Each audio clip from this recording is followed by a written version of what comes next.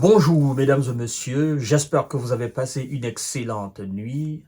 Ça se passe à Stockholm, la capitale suédoise.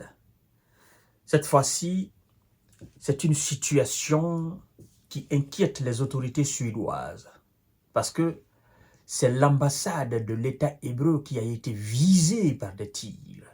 Et jusqu'à présent, on n'a pas encore identifié les auteurs ou l'auteur.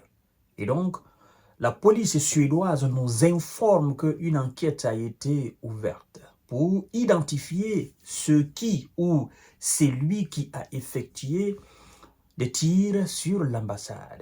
On nous informe d'ailleurs qu'il y a des impacts de balles sur cette ambassade de l'État hébreu. Et donc, vous savez qu'il y a du mécontentement au niveau d'un certain nombre de populations, que ce soit des populations européennes, des populations africaines, mais aussi américaines, par rapport à tout ce qui se passe au Proche-Orient et par rapport à ce que l'armée de M. Benjamin Netanyahou est en train de faire dans le sud de Liban.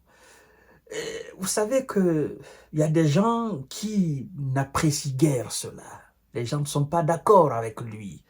Les gens estiment qu'il exagère. Les gens estiment qu'il joue trop la victimisation. Et donc, les gens ne partagent pas son point de vue, n'est-ce pas? Les gens ne partagent pas son discours toujours. Et donc, ça amène souvent de la haine, du dégoût et du rejet de cet homme et de son armée.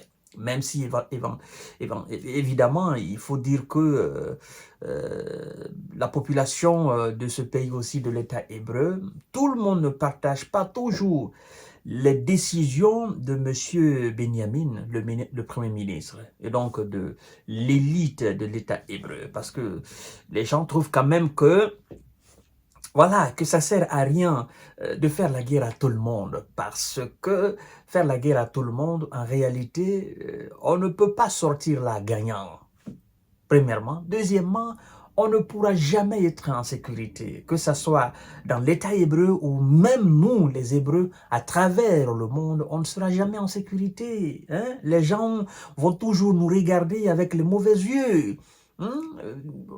Au vu de tout ce qui se passe dans la bande de Gaza, n'est-ce pas, au Liban, avec Iran, dans cette partie de notre globe-là. Et donc, mesdames et messieurs et mesdemoiselles, je crois que c'est quelqu'un qui est mécontent ou des groupes de gens qui sont mécontents et qui ont manifesté leur mécontentement en tirant effectivement sur cette ambassade. Et donc, la situation est gravissime. Hein? L'ambassade d'Israël en Suède visée par des tirs, effectivement. L'ambassade d'Israël à Stockholm, en Suède, a été visée mardi soir par des coups de feu qui n'ont pas fait pour le moment de blessés et une enquête criminelle a été ouverte, a indiqué mercredi la police suédoise. Une détonation a été entendue mardi vers 18 h dans une rue de l'ambassade dans le centre de Stockholm, a-t-elle indiqué. Mesdames et messieurs et mesdemoiselles, on nous dit ceci.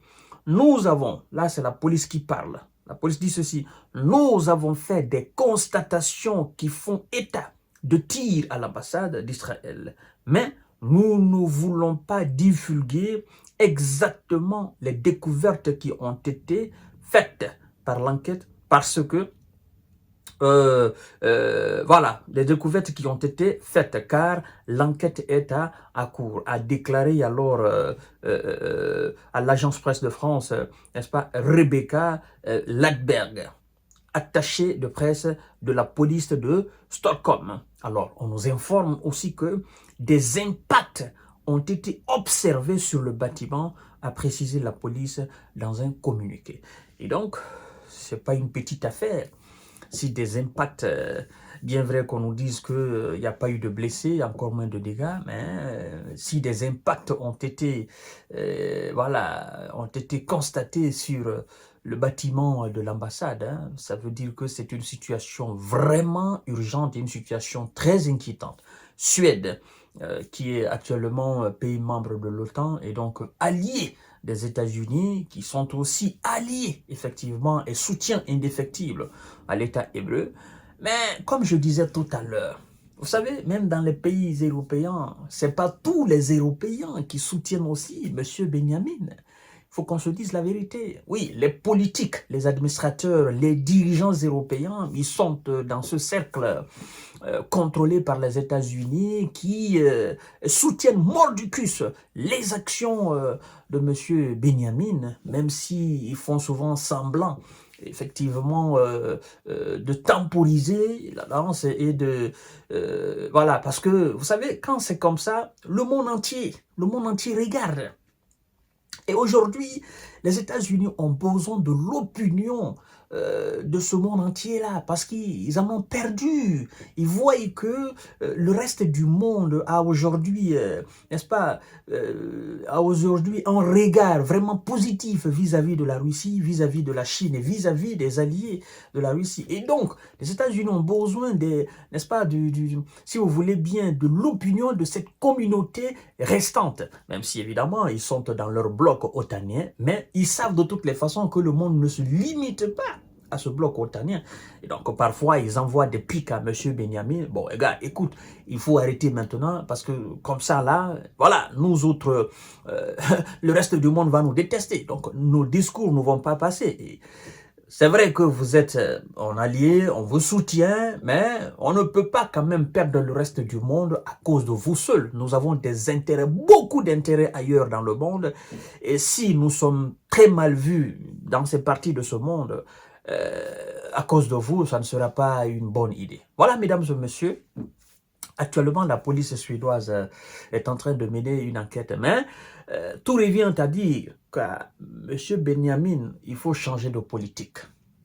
Ça sera très important pour vous. Il faut changer de politique. Il faut changer de politique étrangère. Il faut enterrer ta hache de guerre. Hein? Il faut que les paradigmes changent dans ce pays-là.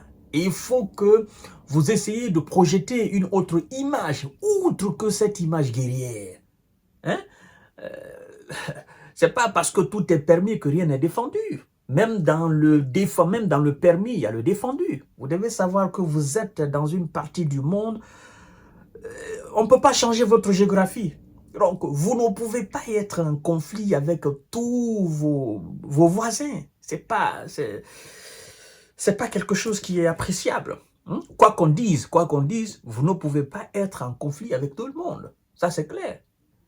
Parce que dans de telles situations, vous êtes constamment sur le qui-vive, comme je l'ai dit hier. La population est constamment sur le qui-vive. Vous êtes mal vu. Hein? La population, on les regarde trop. En fait, je ne sais pas si les dirigeants de l'État hébreu se rendent compte de cela. Vous savez, on est censé cohabiter avec des gens. Vous êtes dans un coin du monde, même si vos alliés vous entourent, même s'il y a des navires de guerre américains, même s'il y a des bases américaines, même s'il y a des... Mais en fait, ces gens-là, ils sont ailleurs. Même s'ils ont des militaires là. Mais ils sont ailleurs. Leur pays, c'est ailleurs.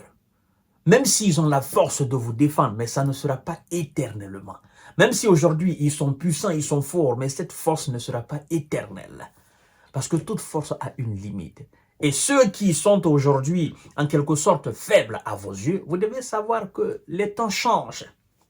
Les temps changent. Même si ce n'est pas maintenant, même si c'est dans 100 ans, même si c'est dans 200 ans, vous devez comprendre que les temps changent. Hein? La force change aussi. Prenons l'exemple sur la Rome antique. Les Romains, ils étaient les plus forts. Vous prenez l'exemple sur l'Égypte antique. Ils étaient très forts. Hein? Prenez l'exemple sur Hitler. Il a fait son temps.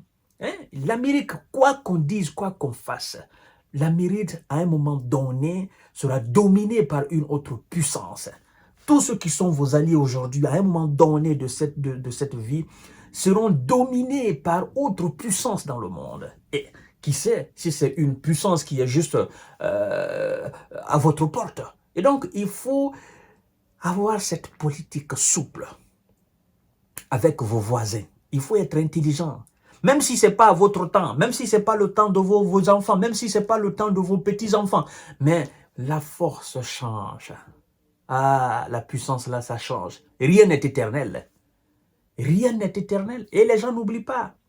Vous éliminez le père de quelqu'un, la mère de quelqu'un. Vous devez savoir quand même que vous êtes en train là d'engendrer la vengeance.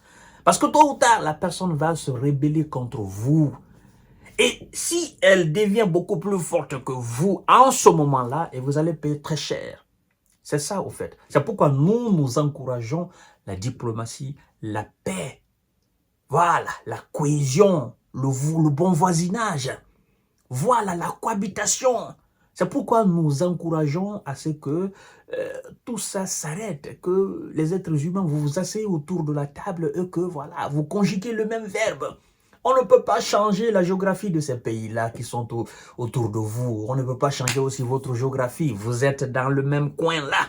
C'est la réalité des choses. Et cette réalité doit être transformée positivement pour que tout le monde soit à l'aise et tout le monde vive tranquillement. C'est ça en fait. On ne peut pas continuer à déstabiliser les situations. Ça n'arrange personne. Et même à un moment donné, les États-Unis seront fatigués de vous aider, seront fatigués, machin, d'abattre chaque fois. En fait, rien n'est plus intéressant et plus appréciable que la paix avec ses voisins. Ça surtout, c'est très important. Vous voyez, ça c'est très loin du Moyen-Orient. Ça se passe en Europe, au nord de l'Europe. La Suède, c'est au nord de l'Europe, ça. Vous voyez, personne ne pouvait imaginer cela. Et donc, ça, ce sont des mauvais signes. Je vous donne rendez-vous tout à l'heure pour notre série d'informations décortiquage, jusqu'à ce que ce monsieur-là comprenne et que ses alliés comprennent aussi que la guerre n'arrange personne, en fait. C'est la paix.